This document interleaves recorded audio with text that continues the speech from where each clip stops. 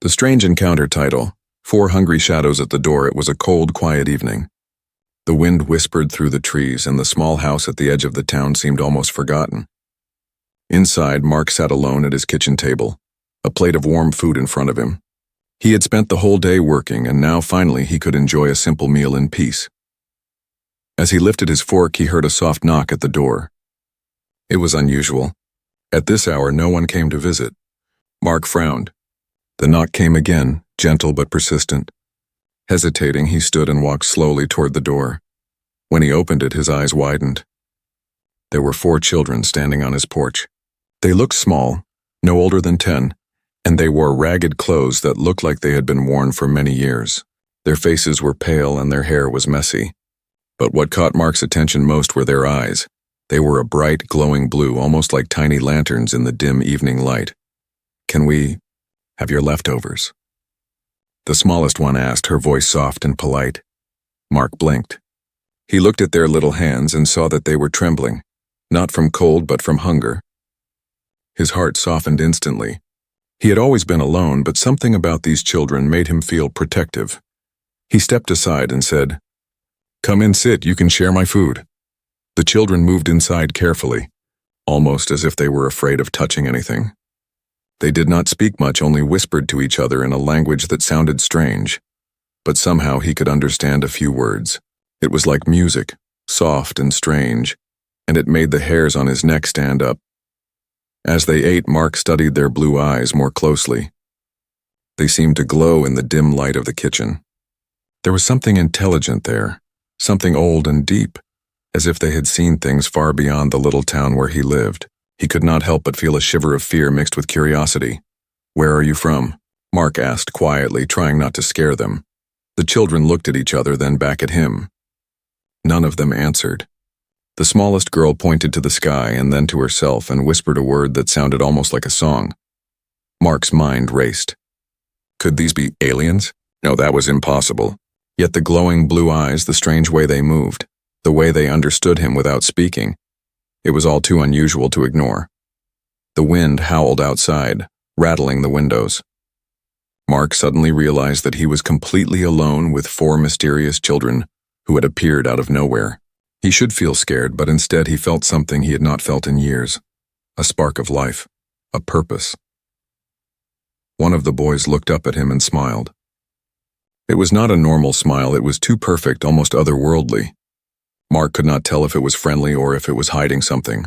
He swallowed hard, forcing himself to stay calm. "Eat quickly," he said, trying to sound casual, though his voice trembled slightly. "It's cold outside." The children obeyed, but they kept looking around as if they expected someone or something to come for them. Their eyes darted to the windows, to the door, and then back at him. It made Mark uneasy. What were they running from? And why had they come to his house? The smallest girl paused mid-bite and looked straight at Mark. Her eyes seemed to pierce into his mind, searching for something. He felt a strange connection, like she could see his memories, his thoughts, his fears. "Don't be afraid," she whispered softly. Her voice was calm, almost hypnotic. Mark shook his head.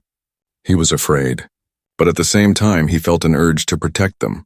He did not know why, but he felt it deeply, like it was a part of him he had forgotten. Outside, the wind carried strange sounds.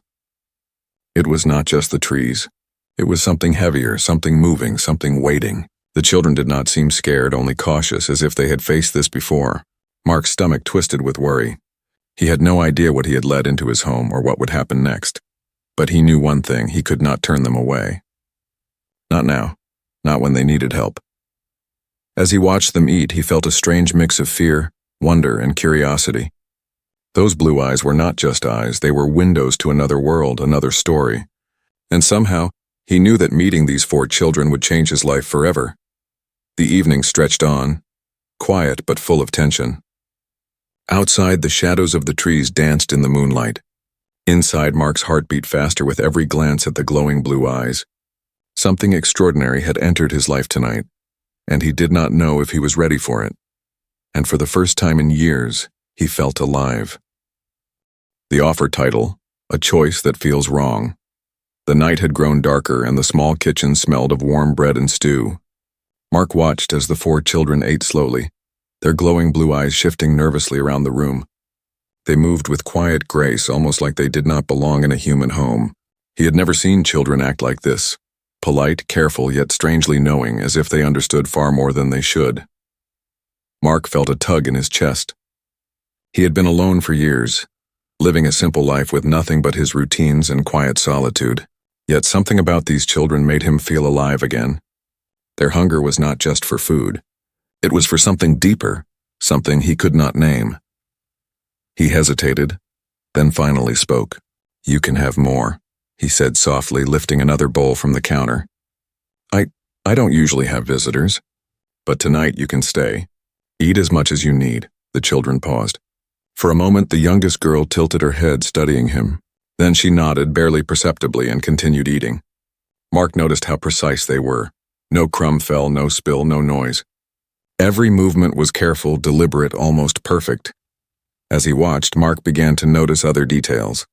Their skin had a faint shimmer, almost like tiny specks of light beneath the surface. Their fingers were unusually long, delicate, yet strong. Even their breathing was different. Soft, rhythmic, as if they could control it perfectly. Mark felt a strange mix of fascination and fear. He should have been scared. These were not normal children, and yet they needed him. And he knew that he could not turn them away. "Where are you from?" he asked again, trying to keep his voice calm. The youngest boy looked up, his glowing eyes meeting Mark's. He whispered something that sounded like a combination of words and music. Mark could not understand the meaning, but he felt it in his chest like a pulse of energy. The children's eyes flickered to each other, and then the smallest girl spoke in broken English. "We lost," she said simply. Mark swallowed hard. "Lost on Earth?" The children nodded. It was strange, so simple yet so heavy. He realized they were not playing games. They were alone, far from home, and desperate. Mark felt a lump in his throat. He had lived alone, avoided trouble, and now his quiet life was about to change forever. Yet despite the fear, there was a part of him that wanted to protect them, to help them in whatever way he could. He poured another bowl of stew and placed it in front of the youngest girl. She looked at it, then up at him, her blue eyes shining like tiny stars. For a moment, the world outside, the wind, the shadows, the night seemed to disappear. It was just him and the 4 children, sharing a simple meal that felt larger than life. But the peaceful moment did not last.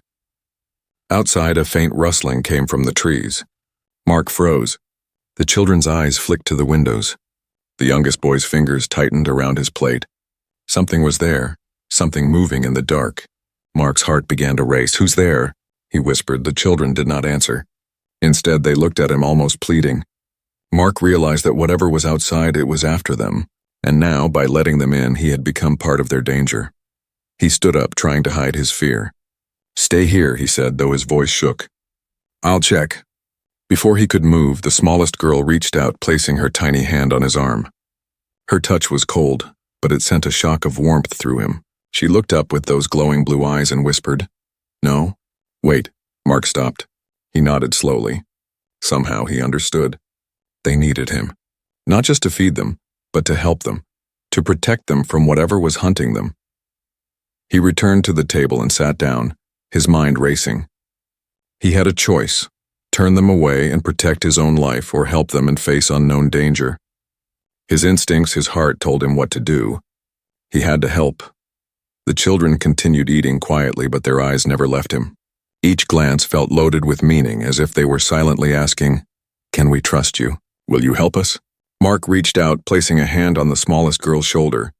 "I will help you," he said firmly. "You're safe here. For now."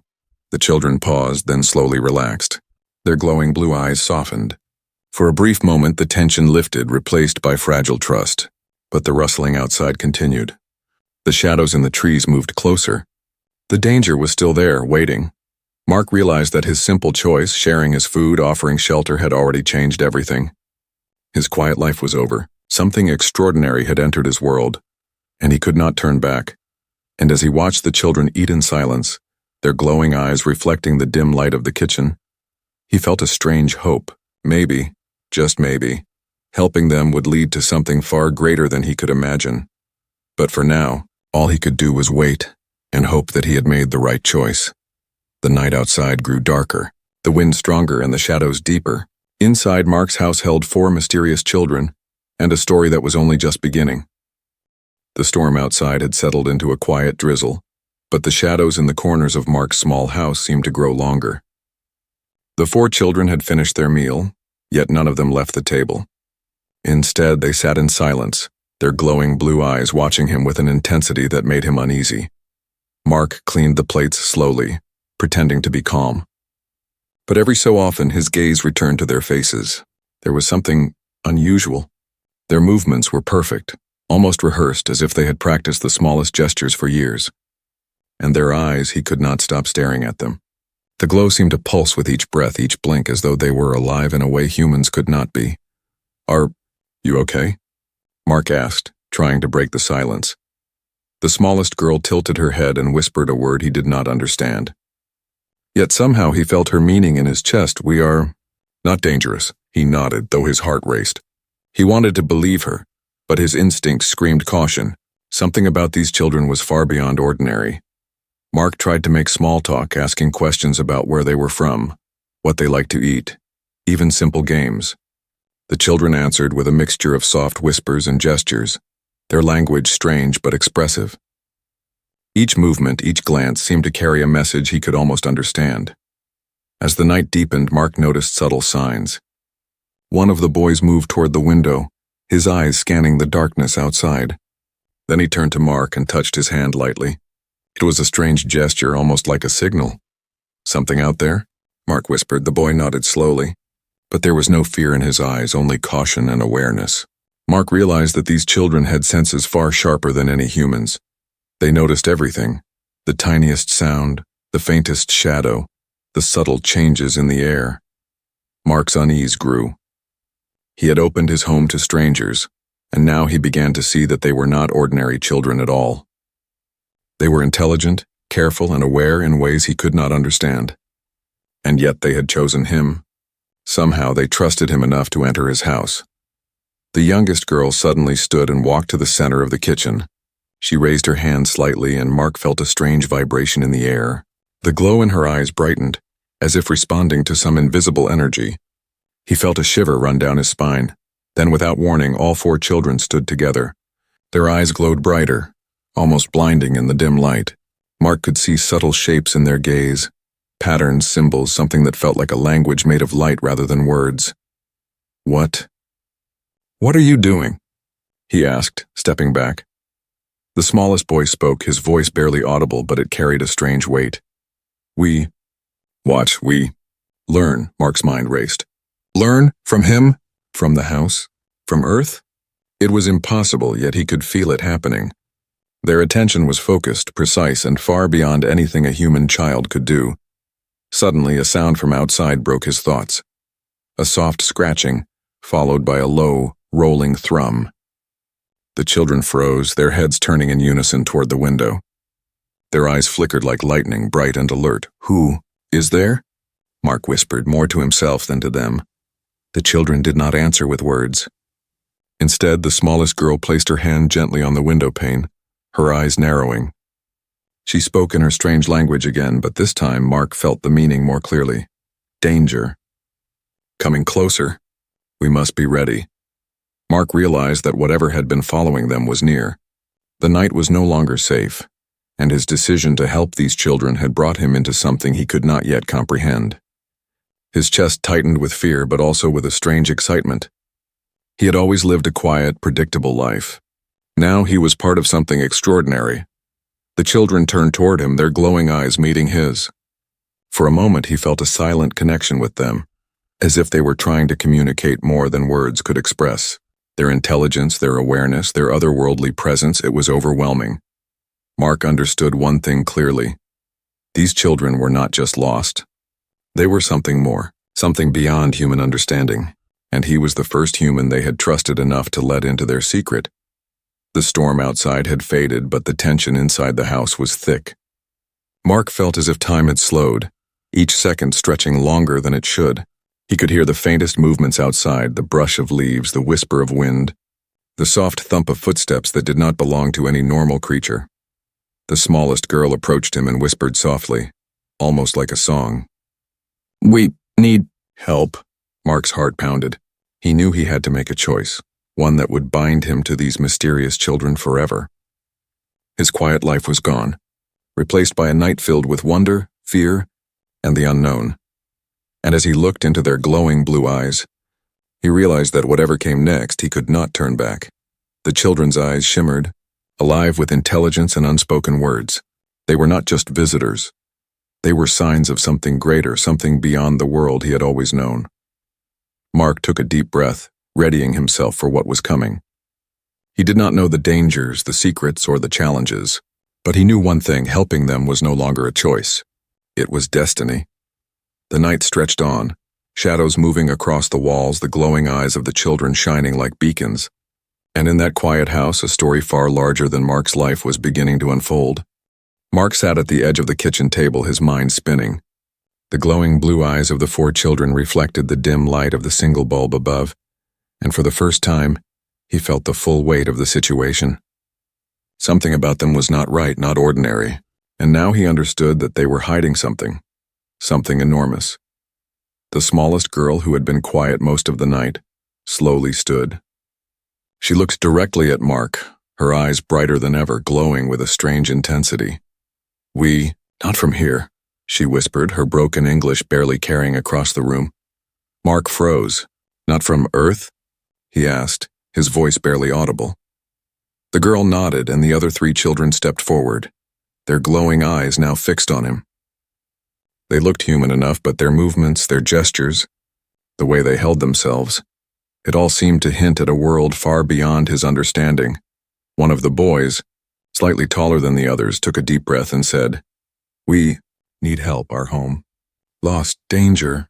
Follows us." Mark swallowed hard. He had suspected something unusual, but hearing it confirmed made the reality feel impossible. Aliens, lost travelers. His rational mind struggled to accept what his heart already suspected. These children were not of this world. The youngest girl moved closer, her small hand reaching out toward him. She did not touch him aggressively, but the gesture carried weight. Somehow Mark could feel her thoughts, or at least the emotion behind them. Trust, fear, hope. He took a deep breath. "Okay," he said slowly. I'll help. But you have to tell me everything. Where you are from, what's happening, and who or what is following you." The children exchanged glances. It was clear they had never trusted a human before. But something about Mark's calm, quiet presence made them take a risk. The smallest girl spoke first. "Our world, far, sky hunters, took our parents. We escaped, alone." Mark's heart raced. Sky hunters? Parents taken? The words sounded like something from a nightmare. He had seen movies, read stories, but this was real. And they were right here in his kitchen, relying on him. The taller boy stepped forward. We cannot stay. They find us. If we stay, must go. Safe place."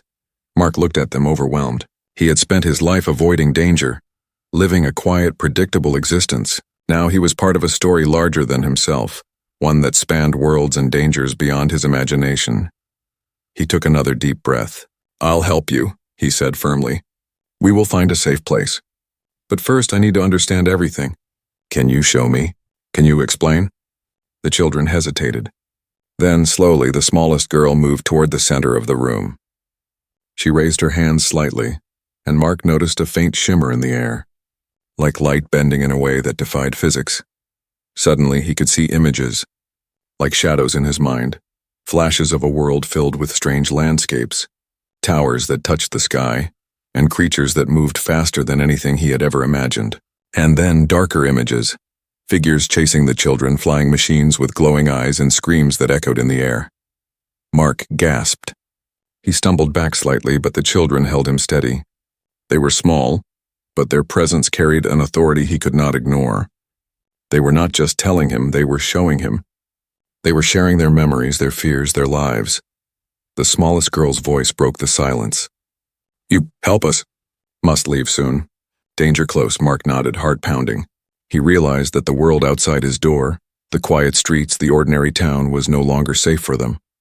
Whatever hunted these children was real, intelligent, and relentless. And by taking them in, he had become part of their journey, part of something far bigger than himself.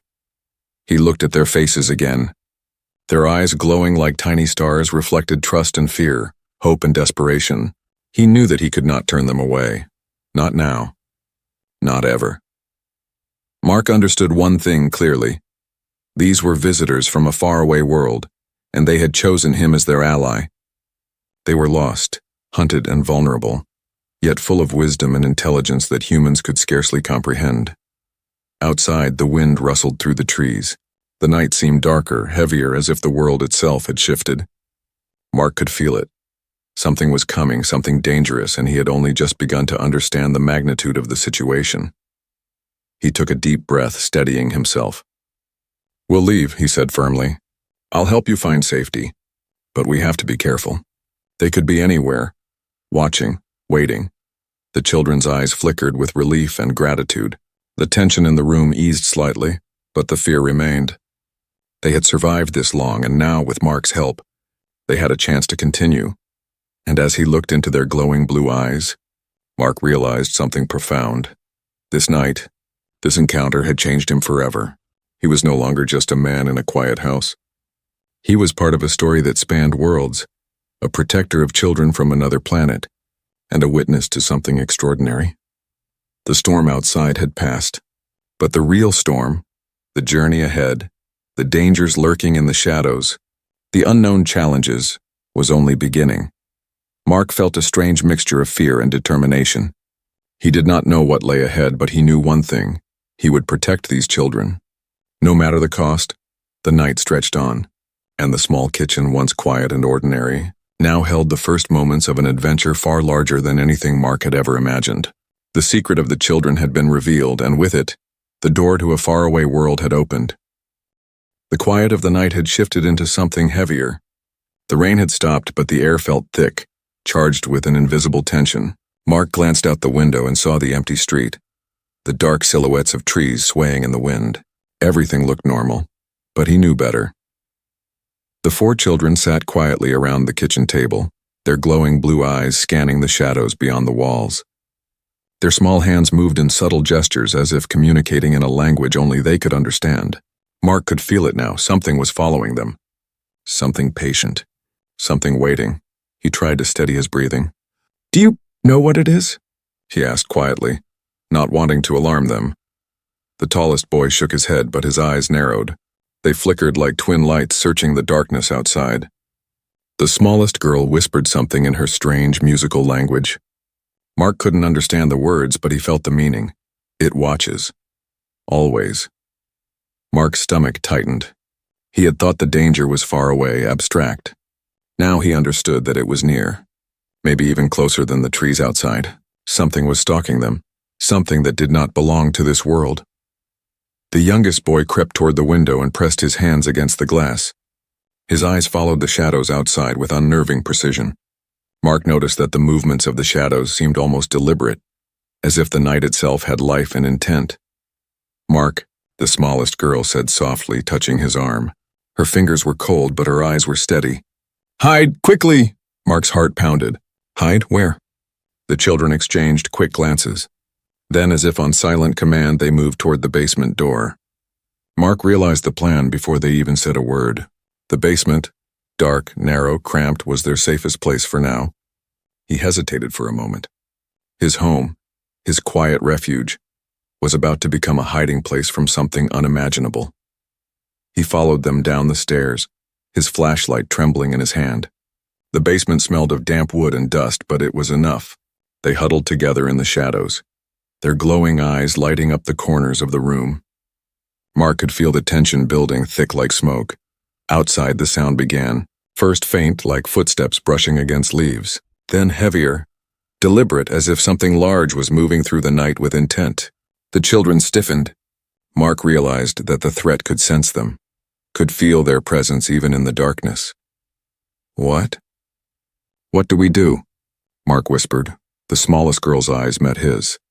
"Wait, silent. Patient, it comes." Mark swallowed hard. Silence descended on the basement. The children's breathing was controlled, almost synchronized, as if they were all part of the same organism. Mark tried to steady his own breathing, but every noise from above, the creak of the stairs, the whisper of the wind, made him jump. Then a shadow moved outside the basement window. Mark froze. It was tall, humanoid, but wrong. Its limbs stretched in ways that were unnatural. Its eyes glowed faintly in the darkness, and it moved with terrifying precision. The children did not panic. Instead, they shifted slightly, positioning themselves closer to Mark, their small hands touching his shoulder, his arm, as if lending him courage. He felt a strange warmth from them, an unspoken promise. We survived together. Mark realized that they were more than children. They were guardians of something larger, beings who could perceive threats he could not. Their trust in him was fragile, yet unwavering. The shadow moved past the window, slower now, as if searching for a clue, a sign, any trace of them. Mark's pulse thundered in his ears. He wanted to run, but the children's calm presence kept him rooted. He had to be patient. He had to trust them. Minutes stretched into what felt like hours. The storm of fear outside seemed endless, yet inside the basement remained silent. Mark could hear the faintest whispers from the children, their language strange, musical, soothing. Somehow it grounded him. Finally, the sound outside receded. The shadow did not leave, but it moved away from the house, fading into the night. Mark exhaled slowly, his legs weak. The children remained still, their eyes glowing faintly, alert but calm. "You okay?" Mark asked quietly, trying to mask his fear. The smallest girl nodded. "Safe, and for now it watches, always." Mark realized the weight of their words. This was not just danger. It was relentless, intelligent, and patient. They could not stay here long. Every minute brought them closer to discovery, to capture, to something far worse than he could imagine. He looked at the children, glowing blue eyes reflecting trust and fear. He understood that their lives depended on him now, not just their safety, but their escape, their future. And he also realized that this was only the beginning. Outside, the night remained dark and silent, hiding the movements of the hunter somewhere in the shadows. Inside, Mark and the 4 children huddled in the basement, the weight of the hidden threat pressing down on them. Mark clenched his fists. He had chosen to help them, and now he would have to be brave. He would have to be smart. He would have to protect them from a danger that no human had ever faced before. And as he glanced at their glowing eyes, he knew one thing: the night was far from over, and whatever was following them would not stop until it found them. Mark took a deep breath. Their survival depended on him, and he would not fail. The basement was silent, but the tension was thicker than ever. Mark's heart pounded in his chest, echoing the rhythm of the children's controlled breathing. Outside, the night was calm, almost too calm, as if the darkness itself was holding its breath. But he knew better. The shadow that had been following them was still out there, waiting for any mistake, any slip. Mark looked at the 4 children. Their glowing blue eyes met his, filled with determination and a quiet urgency. It was clear they could not stay here. The house, once a refuge, had become a trap. Every second they lingered brought danger closer. "We need to move," Mark whispered, his voice low but firm. The tallest boy stepped forward, nodding. He spoke in broken English, his voice steady but urgent. "Safe place. Far, must leave." Now Mark's mind raced. He had no plan, no escape route, nothing but the small streets outside and the limited knowledge of the town. Yet he knew they had to act fast. He took a deep breath, trying to steady his racing thoughts. "Okay," he said. "We'll leave through the back. There's a path through the woods. It's longer but safer. We have to be quiet, fast, and careful." The children moved immediately, as if they had been waiting for his decision. Their small hands brushed his arm briefly, not just for guidance but for reassurance. Mark felt a strange warmth, a surge of courage. Somehow he knew they could sense his fear, and now he had to control it. They climbed the stairs slowly, every step calculated. The house seemed alive with shadows, every corner a potential hiding place for the watcher outside. Mark led the way, flashlight off, using only the faint glow from the children's eyes to see. It was eerie, almost magical, the light guiding him like a lantern in the dark. Outside, the air was damp and heavy. The woods stretched ahead, dark and silent, yet alive with sounds that human ears could barely hear. The children moved with uncanny precision, their steps soundless, their senses alert. Mark followed, heart pounding, every nerve on edge. The path through the trees was narrow, lined with tangled roots and wet leaves. Mark stumbled once, almost alerting whatever was outside. One of the boys grabbed his arm, steadying him. Their hands were small but firm, a silent reminder that he was not alone. As they moved deeper into the forest, Mark realized how extraordinary these children were. Their eyes not only saw in the dark, they sensed, calculated, predicted. Every shadow, every movement of the wind, every sound of the night seemed to register with them. They were not just lost, they were survivors, beings far beyond ordinary children. Suddenly a sound shattered the night, a low mechanical hum, followed by a scraping noise against the earth. Mark froze. The children stopped immediately, huddling close, their eyes glowing brighter. The shadow was still out there, and it was faster than he had imagined. "Keep moving," he whispered, trying to sound confident. The smallest girl reached out and touched his hand. Her touch was cold but grounding. Somehow Mark felt a surge of determination. They trusted him. If he failed, they could be captured, or worse. The hum grew louder. Mark could hear the faintest vibrations under the earth, like footsteps too heavy, too precise to belong to any human. Panic surged in his chest, but he forced it down. He had to stay calm, had to lead them through. They reached a small clearing. For a moment it seemed like safety, but the shadows of the trees shifted unnaturally, moving faster than they should. Mark realized that their pursuer was clever, patient, relentless. They could not afford mistakes. The tallest boy whispered, "We go now, fast." Mark nodded, signaling the others. Together they ran. The children's steps were light and precise, while Mark stumbled but kept pace, driven by adrenaline and the weight of responsibility. The forest seemed endless, the dark twisting around them like a living thing. Suddenly a figure appeared between the trees, a silhouette, tall, humanoid, but wrong. Its movements were fast, unnatural, calculating. Mark's stomach dropped. It had found them. "Faster," he shouted, fear and determination blending in his voice. The children surged ahead, their blue eyes glowing fiercely, almost blinding in the darkness. Mark followed, pushing his legs beyond exhaustion. The sound behind them grew closer, the hum of the pursuer's presence like a drum in his ears. They reached a narrow riverbank. The children hesitated, calculating. The tallest boy looked at Mark and whispered, "Jump." "Careful, strong." Mark took a deep breath. There was no turning back. One by one they leapt across the rocks, the water rushing below. He followed, feeling the cold splash, the slippery stones, the sheer risk, but they made it. On the other side they paused, panting, hearts pounding. The children's eyes still glowed, scanning the darkness, alert. But for a brief moment they smiled. Relief flickered across their faces. They were safe. For now, Mark realized the truth. Their escape was only temporary. The shadow would not give up. But for tonight they had survived. Together they had outsmarted danger, navigated the darkness, and found a fragile moment of safety. He looked at them, their glowing eyes filled with trust and hope. And in that moment he knew one thing: he would not let them down. He had chosen to help them, and now, no matter the cost, he would see this through. The night stretched before them, dark and uncertain, but for the first time Mark felt a strange courage. They were running against time, against an invisible hunter, but together they had a chance. And somewhere in the shadows the watcher paused, calculating, waiting, patient.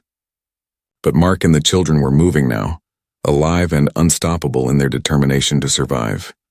The forest was quiet now, but the air was heavy with tension. Mark's legs ached, and his heart still pounded from the run through the woods. The children, small but alert, moved beside him like shadows, their glowing blue eyes piercing the darkness. Every step forward was cautious, every sound examined with intense awareness. They had escaped the immediate danger, but Mark knew the threat was far from gone. Somewhere out there, the shadow, relentless, patient, intelligent, was still searching. Yet in that moment they were alive, and that small victory was enough to keep them moving. The youngest girl tugged gently on Mark's sleeve, pointing upward. He followed her gaze and froze. Above the trees, a strange light hovered, shimmering with colors he could not name. It was not like any human craft he had ever seen. Its shape fluid, almost alive, and its glow reflected in the children's blue eyes.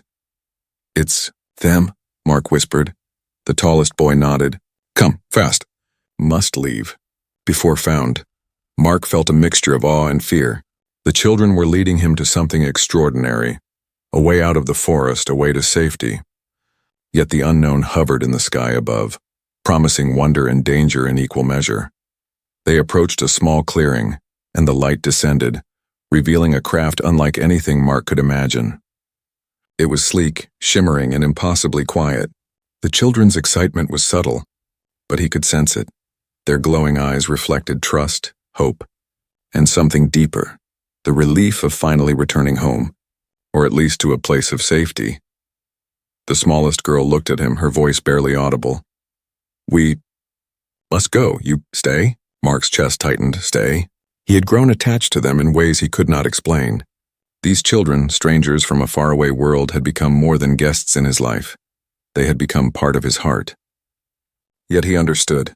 He could not go with them. This was their journey, their world, their destiny. I'll be okay, he said, though his voice shook. You go. Be safe. The children stepped forward. One by one they touched his hands, shoulders, even cheeks.